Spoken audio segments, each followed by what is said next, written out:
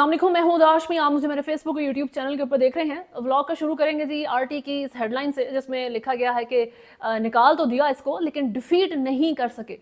तमाम हरबे इस्तेमाल करने के बावजूद इमरान खान को ये सिस्टम हराने में नाकाम रहा है। ये इंटरनेशनल हेडलाइन आ रही है मखसूस नशिस्तों के फैसले के बाद, जो कि कल आया था। और उसके बाद मुल्क के अंदर ऐसा माहौल है, खुशी का माहौल है। ओबियसली पाकिस्तान की आवाम को वैसे भी खुश होने के कम ही मौके मिलते हैं। तो ऐसा लग रहा है जैसे 8 फरवरी के इलेक्शंस हुए हैं या फिर इलेक्शंस फिर से हुए हैं और उसके अंदर पाकिस्तान तहरीक इंसाफ जीत गई है और इमरान खान आपके प्राइम मिनिस्टर लग गए हैं। इस तरह की आप खुशी और उम्मीद पाकिस्तान तहरीक इंसाफ के वोटर सपोर्टर के अंदर देख रहे हैं। सबसे पहले तो जी 8-5 की अक्सरियत से ये फैसला आया है। 8 जजेस ने कहा है कि जी ये नशिस्तें पाकिस्तान तहरीक इंसाफ को मिलनी चाहिए, जिसके बाद 15 दिन के बाद अगर ये सारे मामला स्मूथली जाते हैं तो वो अपनी जो है सबसे बड़ी सियासी जमात बनने का जो एक बात वो करते हैं वो एक्चुअल टेक्निकल टर्म्स में भी सच साबित हो जाएगी। हुकूमत जो इस वक्त अक्सरियत के ख्वाब देख रही है वो टूट जाएंगे। और सिर्फ हुकूमत नहीं, इसके अंदर और भी कुछ बहुत मासूम से एक्सटेंशंस की उम्मीद लगाने वाले लोग भी इन्वॉल्व हैं, जो सोच रहे हैं कि शायद उनका भी थोड़ा सा भला हो जाए अगर हुकूमत जो है ये अक्सरियत जो मखसूस नशिस्तें हैं वो लेने में कामयाब हो जाती, लेकिन वो पाकिस्तान तहरीक इंसाफ को मिल जाती हैं। तो एक तरफ सेलिब्रेशंस देखने में आई थी, दूसरी तरफ जो है सोग भी था पीएमएलएन के सपोर्टर्स के अंदर। और वो इस्लामाबाद में उन्होंने एक रैली निकाली, प्रोटेस्ट किया। और उस प्रोटेस्ट को पता नहीं क्या ही नाम देना चाहिए, क्योंकि इतने लोग जितने हमने उस एहतजाज में देखे हैं। एक तो दफ़ा 144 इस्लामाबाद में वैसे पाकिस्तान तहरीक इंसाफ के लिए तो फ़ौरन से लग जाती है, इन लोगों के लिए ऊपर नहीं अप्लाई हुई। तो जितने लोग इस रैली में मौजूद थे, इससे ज़्यादा लोग तो जब आपका ट्रांसफार्मर पाकिस्तान में ख़राब हो जाता है और वो सही हो रहा हो तो इतने लोग, इससे 3-4 गुना ज़्यादा लोग इकट्ठे होकर उसको देख रहे होते हैं। तो बहरहाल ये पीएमएलएन की सपोर्ट थी, जो पीटीआई के प्रोटेस्ट जो रिकॉर्ड वो करवाती थी उनको बातें बनाया करती थी कि आप तो बंदे ही इकट्ठे नहीं कर सके। अच्छा, ये सिचुएशन हमने देखी है। पहली तो बात यह है कि जो अभी मखसूस नशिस्तों का फैसला आया है, मेरी उम्मीदों पर तो पानी फेरा गया, क्योंकि मुझे बहुत श्योरिटी थी कि जी ये नहीं होने वाला। काजी फाइज जैसा लीड कर रहे हैं, इस बेंच को कंट्रोल नहीं कर रहे थे, लीड कर रहे थे।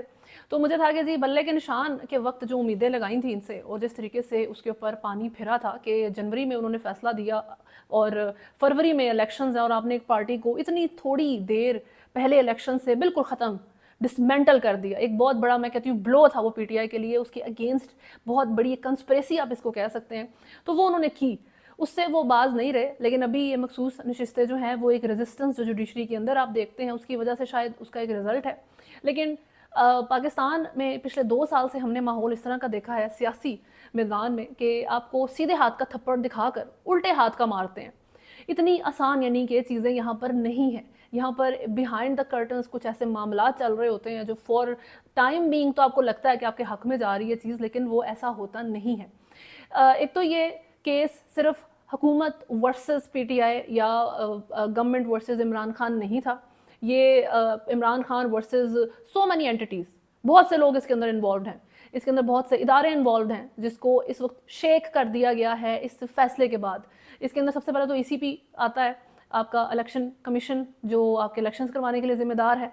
और जिस हद तक उसको जलील किया गया है उसकी परफॉर्मेंस की वजह से, बेवजह नहीं, पाकिस्तान की आवाम बेवकूफ़ नहीं है, उसकी हरकतों की वजह से जिस हद तक उसको बुरा भला कहा गया है। और इलेक्शन कमीशन के जो चीफ हैं सिकंदर सुल्तान राजा साहब, जितनी बातें उन्होंने सुनी हैं, कंसिडरिंग कि उन्होंने क्या कमाल धांधली करके इलेक्शंस करवाए थे, तो उस सारे केस को वीक और ज़्यादा कर दिया है इस वर्डिक्ट ने। यानी कि इलेक्शन कमीशन ने हर चीज़ गलत की।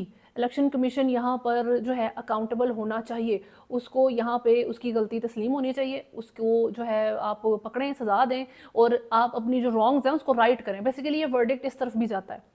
तो उमर अयूब की तरफ से डिमांड की गई है कि जो चीफ इलेक्शन कमीशन है वो अपना रेजिग्नेशन दें, रिज़ाइन करें, जिसके मैं अगेंस्ट हूँ। कोई रेजिग्नेशन नहीं होना चाहिए। पाकिस्तान के अंदर से एक कल्चर ख़त्म होना चाहिए कि जब एक बंदा एक इदारे को तबाह कर दे, मुल्क तबाह कर दे, अवाम का बेड़ा गर्क कर दे, तो बाद में जो है वो रिज़ाइन करता है अपनी पोजीशन से और जाके अब्रॉड अपनी किसी बनाई हुई प्रॉपर्टी के अंदर मज़े कर रहा होता है।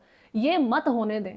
अभी उनको, आपको चाहिए कि सिकंदर सुल्तान राजा को आप मुल्क के अंदर रखें, अकाउंटेबल करें और उनसे पूछें भाई क्या क्या करते रहे हो, क्या चीज़ें तुमने किसके कहने पे मामला चलाए हैं, सारा एक्सपोज करो चीज़ों को। अब खुद तो तुम एक्सपोज हो गए हो, तुम्हारा पूरा इदारा एक्सपोज हो गया।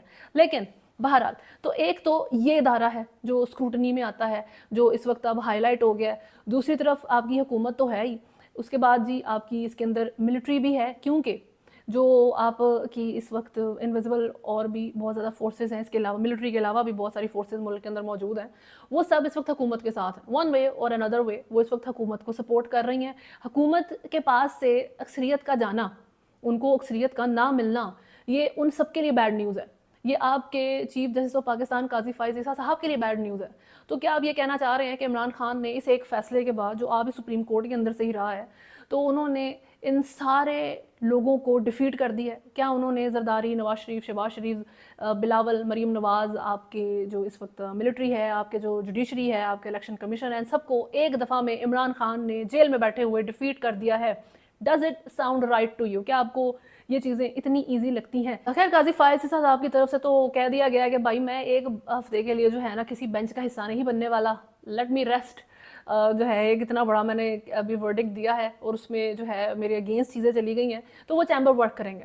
और फैसल वाडा की जहाँ तक बात है, जो कि वो प्रिडिक्शन करने वाली जो माई होती है, जिस तरह वो कभी फीफा वर्ल्ड कप की प्रिडिक्शंस हो रही होती हैं, इस तरह की जो बातें हो रही होती हैं, तो वो इस तरह का रोल प्ले करते हैं। और मसला यहाँ पे आता है जब उनकी predictions most of the time सच भी हो जाती हैं। अभी उनकी तरफ से कहा गया कि आज जो कल फैसला सुनाया गया है, उसके 15 दिन के बाद PTI में फॉरवर्ड ब्लॉक बन जाएगा। अब ये एक नया मसला है, ये एक नया जो है इशू बन सकता है कि पाकिस्तान तहरीक इंसाफ के अंदर से ही मसले शुरू हो जाएं। मैंने आपको कल अपने व्लॉग में ये बात कही थी कि जी अगर मखसूस नशिस्तें हुकूमत को मिलती हैं तो ये तो एक एक्सपेक्टेड सी चीज़ है।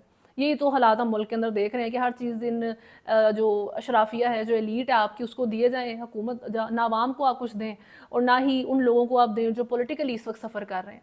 अगर पाकिस्तान तहरीक इंसाफ को लेकिन ये मखसूस नशिस्तें मिलती हैं, तो फिर इसके एक तो जो है वो मतलब ये हो सकता है कि सच में बहुत ज़बरदस्त फैसला है और इसके अंदर कोई भी ग्रे एरिया मौजूद नहीं है।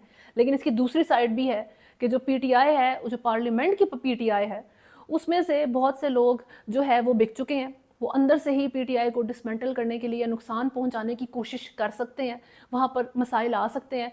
अब ये जो फैसल वाडा की तहरीर है, जो उन्होंने बात कही है, ये उस चीज़ को सच भी साबित करती है। I am not considering it कि जी यही होगा, कि ऐसा ही होगा। अब जी फैसल वाडा ने कह दिया तो ये आप बदल ही नहीं सकती चीज़। ये आपकी अपनी इन जनरल एनालिसिस भी होता है। मैंने कल भी इसके ऊपर अपनी जो है वो रिजर्वेशंस आपको बताई थी कि it's not as simple as it looks, कि पाकिस्तान तहरीक इंसाफ इमरान खान को अगर ये चीज़ें इतनी आसानी से मिल रही हैं तो इट डजंट मीन कि अब इमरान खान आपका प्राइम मिनिस्टर बन जाएगा और इस हुकूमत को उतार दिया जाएगा, क्योंकि इसके अंदर सिर्फ हुकूमत इन्वॉल्व नहीं है।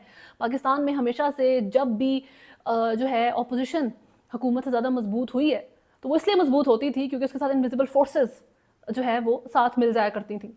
या अगर हुकूमत तो कभी भी यहाँ पर जो है वो मजबूत नहीं हुई, लेकिन उसके साथ भी इनविजिबल फोर्सेस रहा करती थी जो अपोजिशन के ऊपर रूल करती थी। लेकिन ये पहली दफ़ा ऐसा हम देख रहे हैं कि इस वक्त अपोजिशन के साथ इनविजिबल फोर्सेस जो आपके मुल्क के अंदर मौजूद हैं, वो नहीं मौजूद उनके साथ, वो उनका साथ यानी कि नहीं दे रही हैं। अपोजिशन इस वक्त ऑन इट्स ऑन आपको लग रहा है कि स्ट्रॉन्ग है। और अपोजिशन आप कहते हैं किसको है?